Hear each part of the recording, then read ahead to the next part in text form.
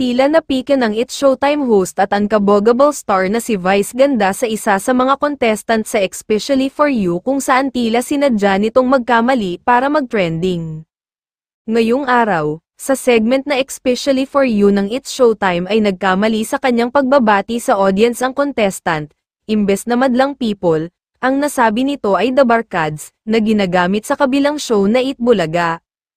Hindi naman ito nakalagpas kay Vice Ganda na kaagad na pinuna ang nasabing contestant kung saan sinabing sinadya lamang ng kanilang searchy ang magkamali.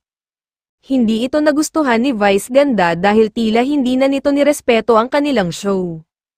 Marami ang nakapansin na tila nagbago na ang mood ni Vice mula nang mapagsabihan niya ang searchy na nagngangalang Felix hanggang sa matapos ang kanilang segment na Especially For You. May mga nagsasabi naman na talagang walang makakalampas sa pang-amoy ni Vice Ganda kaya naman huwag na umanong balakin pa ng mga ilan na gamitin ang It's Showtime para sumikat sa maling paraan. May mga nagsasabi rin na baka kadalasang Eat Bulaga ang pinapanood nito kaya naman nagkamali ito sa pagbati sa mga madlang people.